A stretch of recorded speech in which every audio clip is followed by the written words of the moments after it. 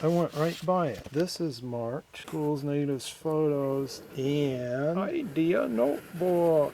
Cool. Let's get this out. There's 18 things on top of that. The Idea Notebook. What's in here? I tried to make small duplicate art so people who can't afford a whole painting could buy small things for a couple bucks.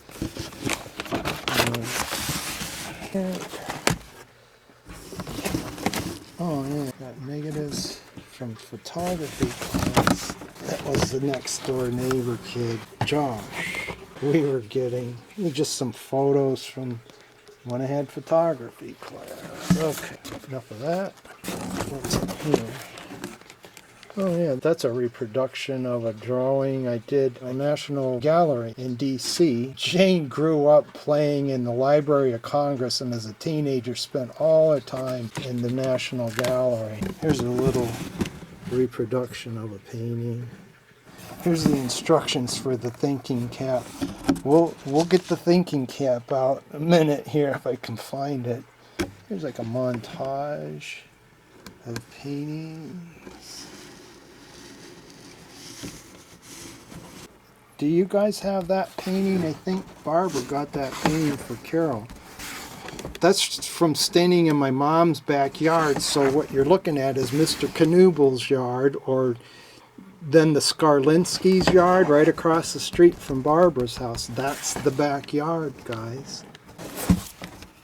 It's my idea notebook. It says as of 1/28/94. 61 art ideas, 73 inventions, 8 music ideas, 7 electronic ideas. What's IDE? I don't know what that means. Total 212 ideas.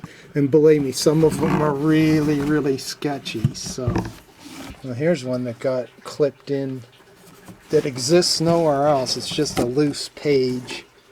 You know how when you just grab a loose page that looks like the gerbils had their lunch and ate half the page. You know, the dog ate my homework, the gerbil ate my idea. This was an idea for, oh cool, a cube. This would be cool to do a 3D print of. It starts out as a cube and the pieces come apart and rearrange and it turns into a rock. Or vice versa. It's a puzzle. Yeah, it's a puzzle. You take it apart, it turns into a rock. I guess that was back in the day of the pet rock. To design, I don't know what this is. Cracks me up. It's categorized art, invention, blah blah blah. So it's something manufactured art supply. This is when I did mall shows way back whenever. Oh yeah, and so then for every idea, I signed it. I had Jane sign it. I have a friend sign it as a witness. They're not notarized, but they do have dates. I think they're all the same date. Oh, DOI, date of idea, 91. Hot air inflatable sculpture. Utilize plastic bag welding with iron technique. Use various colors. See sketches. I think here, for instance, this gives a reference to the sketchbook that this idea appears in. Oh, cool. Spherical canvas. There it is. Date of idea, February 1990. One prototype exists. Date, September. Inside surface is ceramic view. Shaped frame canvas, 1983. Oh yeah, I have two-dimensional canvases, odd shapes. Okay, so I should be able to find over here is right here. Here's a replica of the canvas here that I made. I think I had it printed at Kinko's, and it's photographs of the actual triangle. This is the canvas sphere in reverse.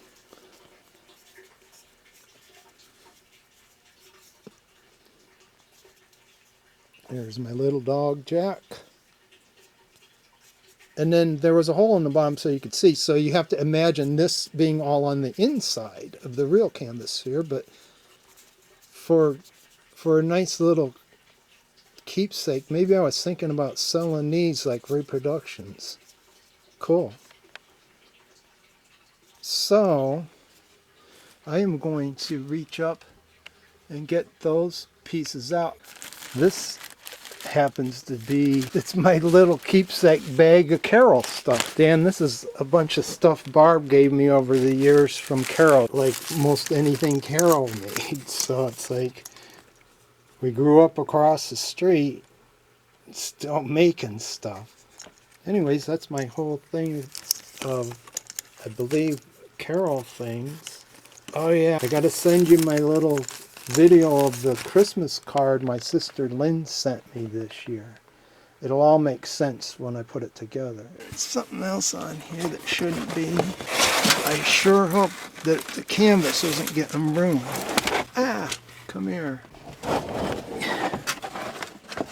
The trouble is, it's a great box for the canvas sphere, but it wasn't big enough to hold all the pieces, so these desperately need cleaning. I'm not sure how I'm going to do it because there's no varnish on them, just carefully with water and cotton ball. So that's one part of it. These are the bottom 3 pieces. They have a cutaway right here so the viewer can stick their head through.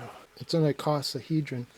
So the only thing that's an issue is this needs to be cleaned. But that is a real canvas sphere. Here comes the replica, and that is that part of it with the cutaway. And so too those other pieces. I desperately need to do something to protect this. I do all in my ability. I have tried to protect all of my work that has remained with me. This is my ark. It's 53 degrees down here in the basement because I turned the heat off. Oh, here you go. Here is my, it stays installed because it's also a good place to store it. This is my 3D scanner, self-scanner. I had to build my own contraption. It holds a camera. This rotates. It's in the parked position right now. These bicycle hooks get out of the way, and this is actually the inversion of the original motorized turntable that I originally used for scanning. And it started out as, this was the original turntable here. It was simply a sculpture stand. It was a model sculpture stand, which I simply copied the design from my sculpture teacher, Brinsley Terrell. Of course, here's the sculpture stand that I replicated. They had a bunch of these at Kent State in the sculpture department. And this is, Barbara's still under here in clay, though, again, I have the cast sculpture. Here's Barbara, always smiling at me, helping me do whatever I'm doing. She's always up there blocking the light, so whenever I'm doing something and I don't want that super bright light, it's only there to keep the light from shining. Probably when I'm doing some 3D scanning, photogrammetry pictures. So she's always there, you know, letting me know everything's cool. If you want to watch TV, there's a test pattern on my ceiling because honestly, I don't know where to keep everything. Anyway, let's go back over to where was I?